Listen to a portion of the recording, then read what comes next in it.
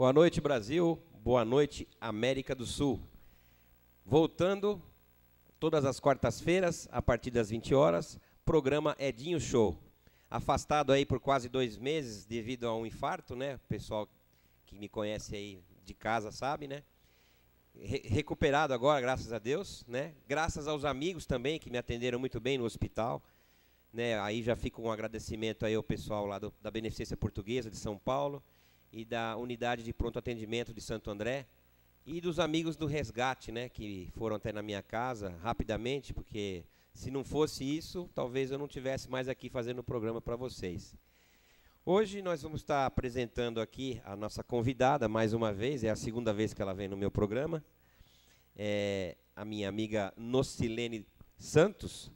Eu vou ler rapidamente aqui o currículo dela, para vocês saberem do que se trata, né? Bom, atualmente ela é diretora da People Training, Treinamentos e Coaching, facilitadora na Invent, Instituto Nacional de Vendas e Trade Marketing, professora de PNL, eu esqueço o que é o PNL, é Planejamento Programação Neurolinguística. A Programação Neurolinguística, é para melhorar a fala, né? Tudo. Na Escola de Teatro Braapa. Aí vou falar da formação dela. Bom, aqui o currículo é bem extenso, hein? A ICI, é International Association of Coaching Institutes, e ECA, European Coaching Association, coaching internacional com ênfase em financeiro, vida e executivo. Puxa. Florida Christian University, dos Estados Unidos. Mestrado em Business Administration pela FIA USP. Especialização em gestão empresarial e gestão de negócios. Casper Libero, graduação em comunicação social. E pela Faculdade Oswaldo Cruz, graduação em administração de empresas. Bem, não vou falar da trajetória profissional, depois a gente vai conversando. Maurinho, abre a imagem aí, vamos apresentar a convidada.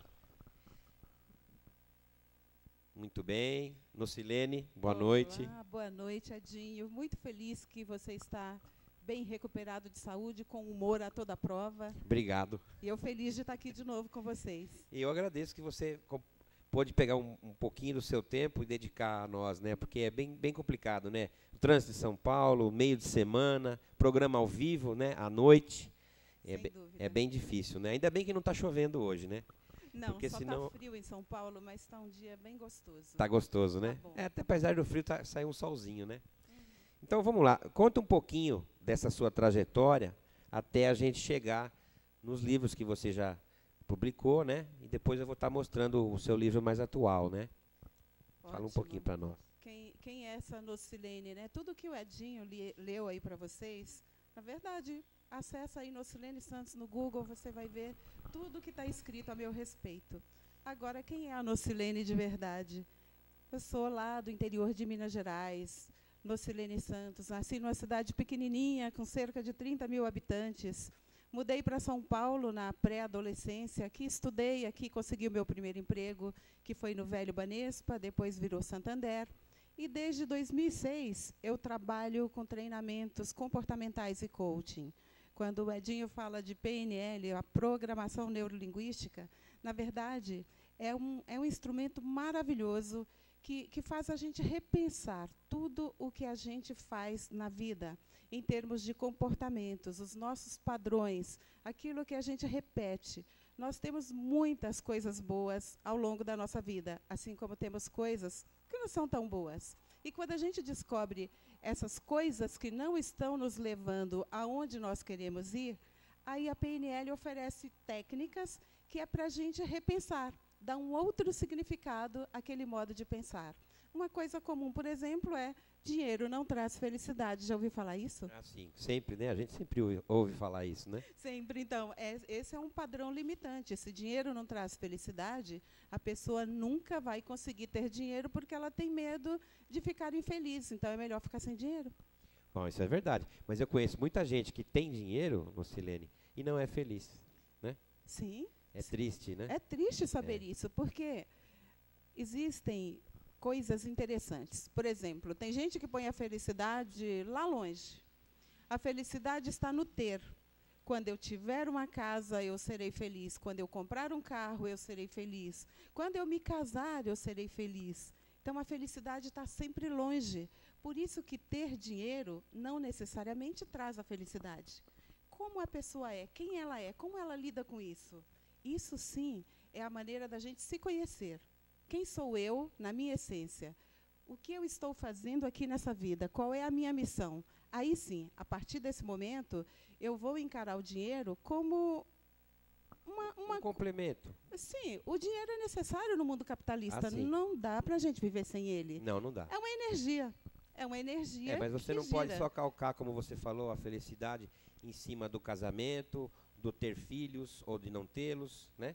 Exato. Na parte profissional, porque eu conheço muita gente, você sabe disso, e eu sou muito observador. Então eu vejo que tem gente que tem, né, família, mas não tem dinheiro. O outro tem dinheiro e não tem filho, né? O outro tem a esposa, mas acha que a esposa não está à altura daquilo que ele sonhava. Ou, ao contrário, a esposa, né, tem o marido e acha que não está o marido à altura do que era o necessário ser.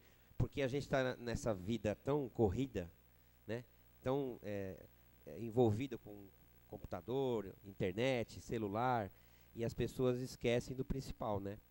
Que é assim, se eu vou atrair as coisas para mim, eu tenho que estar bem.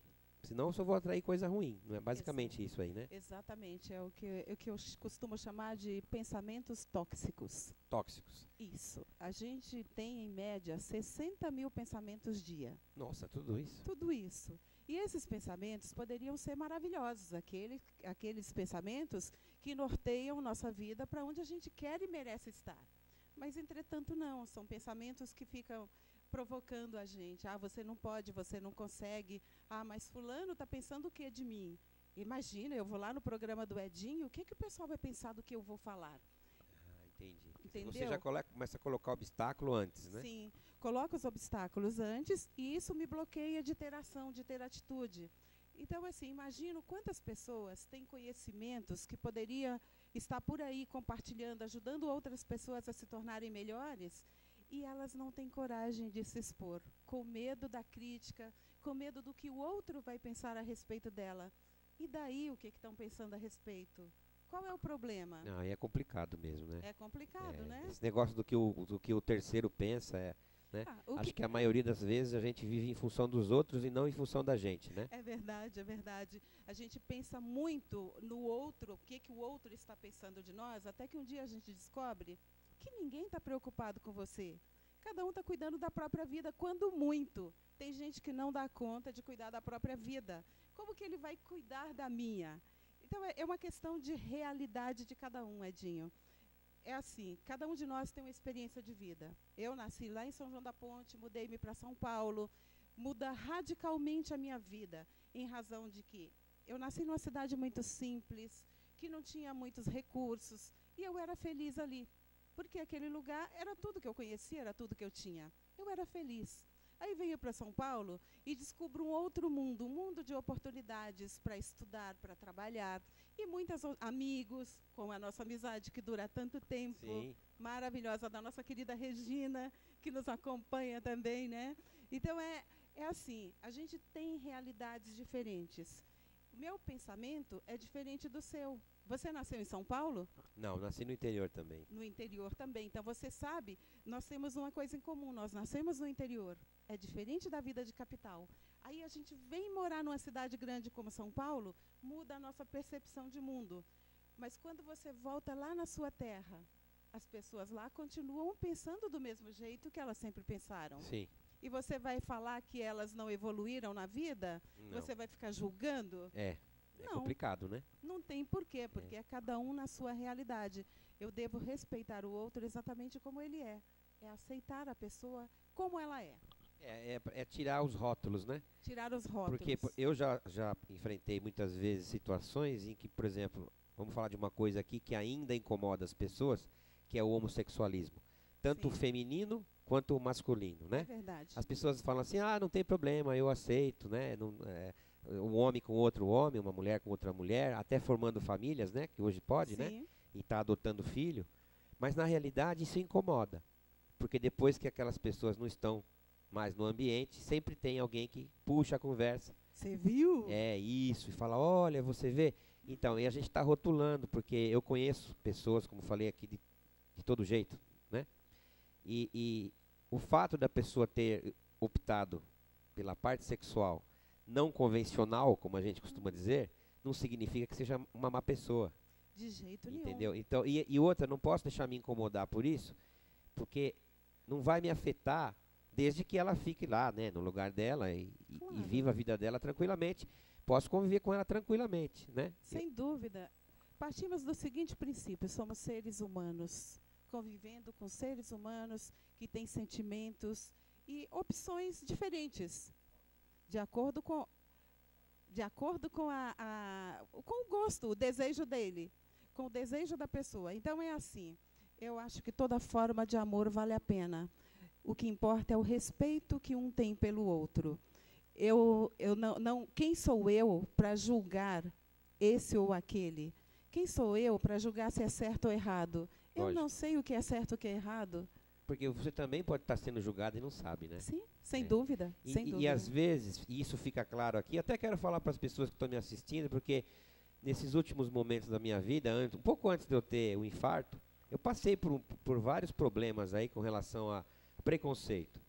Então, assim, se tem alguma coisa na minha atitude que incomoda você, não significa que o todo, né? Porque eu não sou só aquele momento e só aquela atitude, né? Não. Eu sou uma pessoa mais complexa que isso, assim como você que está nos assistindo, assim como a Nocilene que está aqui comigo.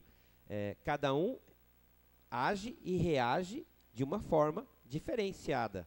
Agora, você ser julgado apenas por uma atitude e já ser taxado, rotulado, e como eu costumo dizer na minha família, você é julgado, condenado e executado. Tudo isso no mesmo momento. Você não tem Verdade. chance de se defender, você não tem chance de poder contar a sua história, não para justificar aquilo, mas para que as pessoas possam, então tá, então ele fez isso ou faz aquilo por causa disso, disso, disso, disso. Ah, tá, então não é assim, né?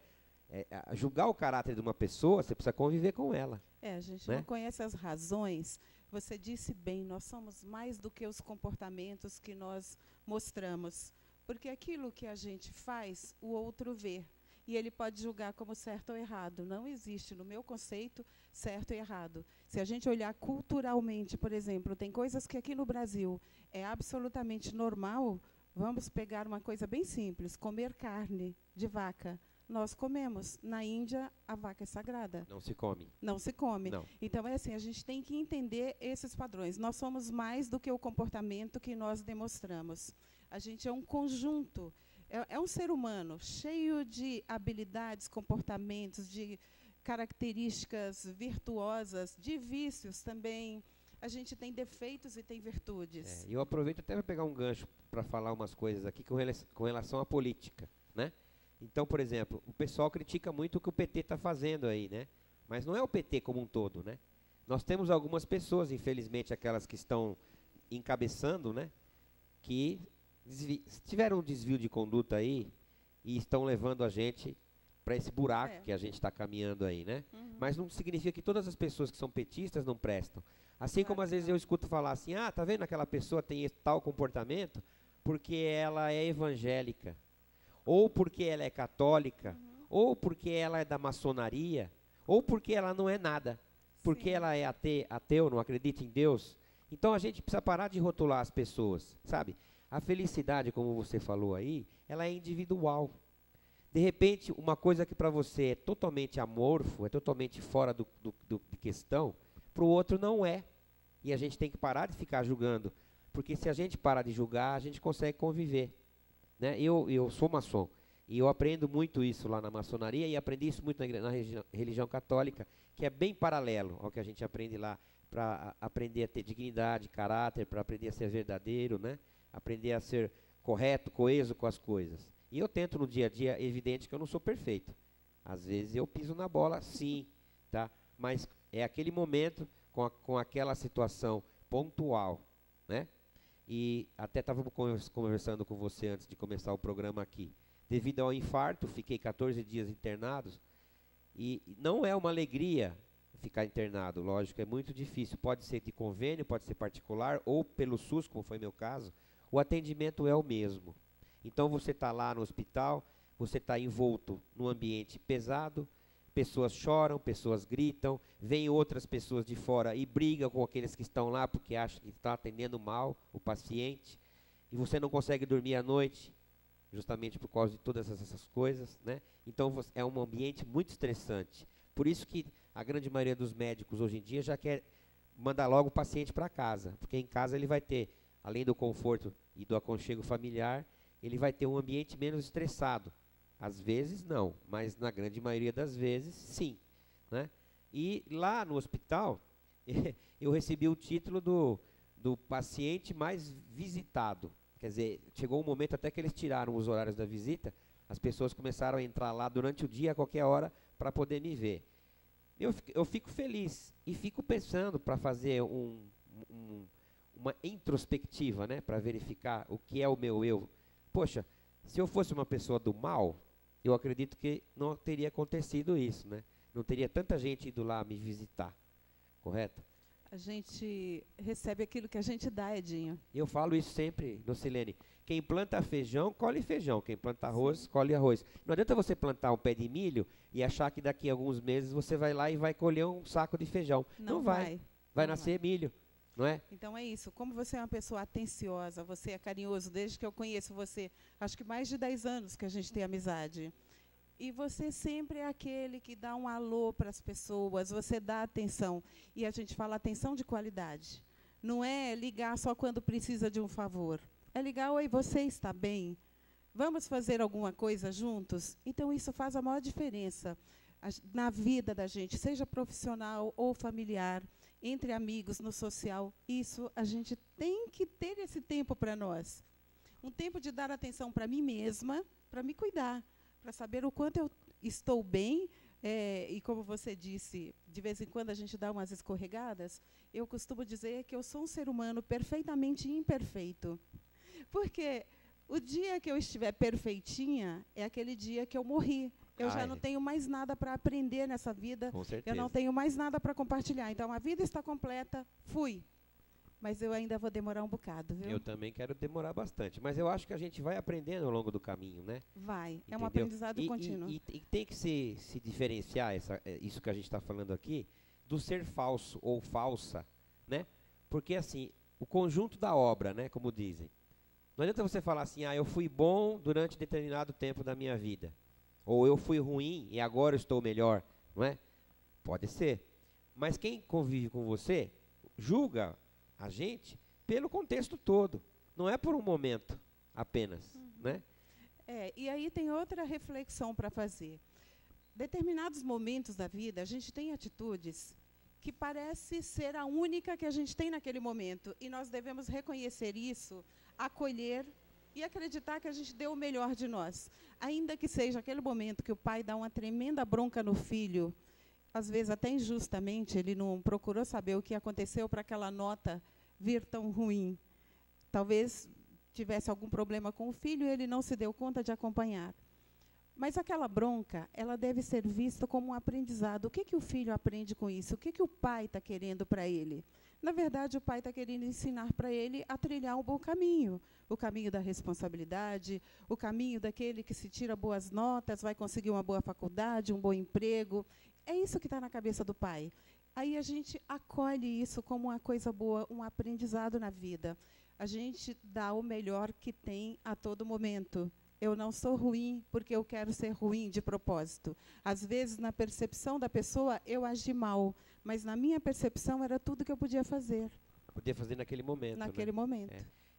Eu acho assim, em termos de percepção, cada um tem a sua, né?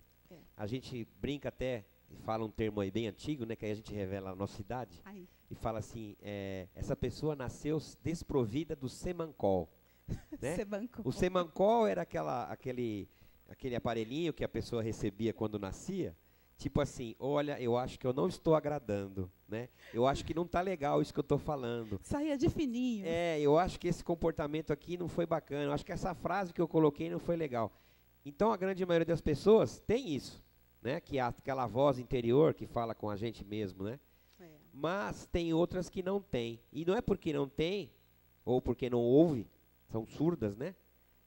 Como tem algumas músicas aí que falam, né? As pessoas fazem isso porque são surdas. Mas o surdo não é o surdo para fora, é o surdo para dentro. Não ouve o que está no seu coração e não ouve essa vozinha que a gente brinca falar que é o semancol, né? Poxa, olha, e aí vem o lado melhor, que é o caráter, né? Então, se você desenvolve o seu caráter, você escuta a sua voz interior e aí você consegue pedir desculpa. Claro. Que é bonito falar, olha, desculpa, eu errei, eu não sou perfeito, me desculpe, né? E a gente que está recebendo esse pedido de desculpa tem que encarar que essa pessoa foi muito corajosa, porque pedir desculpa é muito difícil. E perdão, então. Nossa, desculpa, perdão, é a mesma Desculpa, coisa, né? perdão, mas é um ato tão nobre, é um alívio. Ele tira as correntes pesadas que a gente carrega. Às vezes, uma mágoa que aconteceu 20 anos atrás, a gente sofre com essa mágoa como se fosse hoje. É uma coisa triste carregar essas mágoas. A gente sonha com aquilo. Então, E atrapalha, né? Atrapalha completamente. Então, no livro que a gente vai falar daqui a pouco, tem a técnica do perdão, que é a prática dos três P's. Primeiro, perdoe a si mesmo por carregar uma mágoa durante tanto tempo. Segundo, perdoe o outro. Você não sabe, às vezes ele nem sabe que causou um mal a você. E terceiro, peça perdão à pessoa. Perdoe a si próprio primeiro, peça perdão ao outro e perdoe a outra pessoa. O perdão é libertador, minha gente. Não tenha medo de pedir perdão. Não tenha vergonha de fazer esse ato tão divino, tão nobre. Se você carrega mágoas aí no seu peito durante muito tempo, esquece, pergunte a si mesmo, o que eu ganho carregando essa mágoa durante tanto tempo?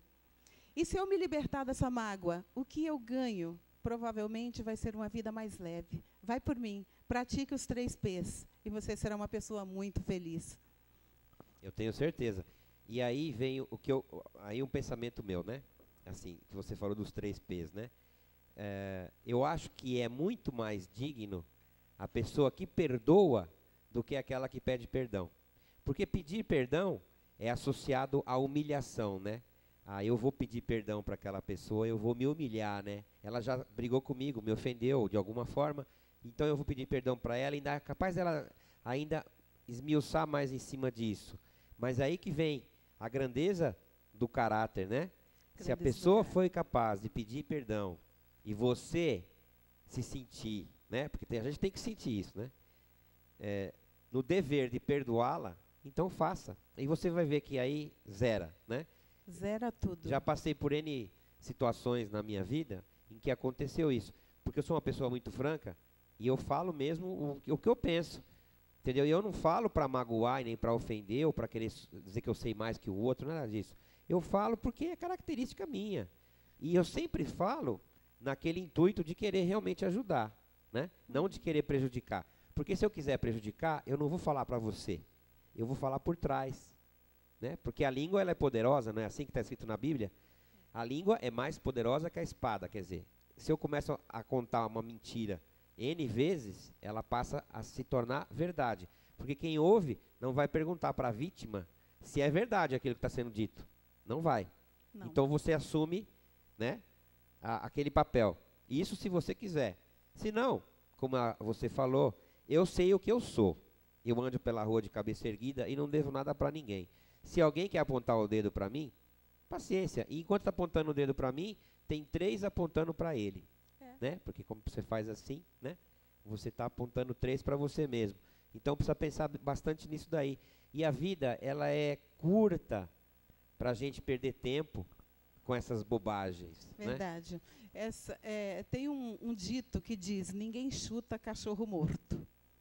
Quando você fala para uma pessoa o que você pensa a respeito dela, com o intuito de que ela mude um comportamento e seja ainda melhor, você está contribuindo com essa pessoa, você está dando o melhor presente que você pode dar a alguém, que é o feedback construtivo, seja ele positivo ou negativo, ele vem para nos ajudar a crescer.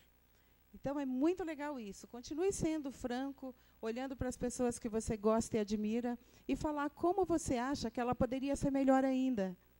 É uma bênção receber esse presente de quem nos conhece bem. Eu acho bom. E por ser assim, eu recebo também de volta. As pessoas vêm e falam. São críticas, às vezes a gente não gosta, né? Fala assim, você faz tal coisa sempre, não é legal, eu não acho legal. Tá bom, você não acha legal, só que eu acho que é legal. Então, mas mesmo assim eu pondero a respeito do que a pessoa disse, do que ela falou. A gente tem que parar e pensar um pouco, né? Seja lá o que for. Nossos comportamentos, a gente está tão habituado com eles que a gente não se dá conta que esse comportamento afeta alguém de alguma maneira. Então, se alguém tem coragem de chegar para nós e fala, olha, você fala alto demais, atrapalha quem está do lado. Poxa, é um tremendo feedback. Eu falo, mas eu nem acho que eu falo tão alto assim. Mas eu vou pensar, se o Edinho falou que eu estou falando muito alto ou muito baixo, eu vou pensar em como que eu posso melhorar esse meu comportamento. E vai ficar melhor, com certeza. É como fazer televisão. Quando você vem fazer televisão, tem as câmeras, você tem que olhar para a câmera, você não pode olhar para quem está atrás da câmera, você não pode olhar para as pessoas que estão fora do estúdio, que estão transitando, você tem que estar sempre focado naquilo. Exato. E não é fácil, porque não é a gente tá ligado, né, no mundo, e então você acaba olhando. Quando eu comecei a fazer os primeiros programas, eu olhava muito na televisão que tem do lado. Então, quando eu assistia o programa já gravado, eu olhava e falava, mas o que eu estou olhando? Eu não estou olhando para a câmera, estou olhando no outro ângulo. Eu estava olhando a minha imagem na televisão. Então você não olha para o seu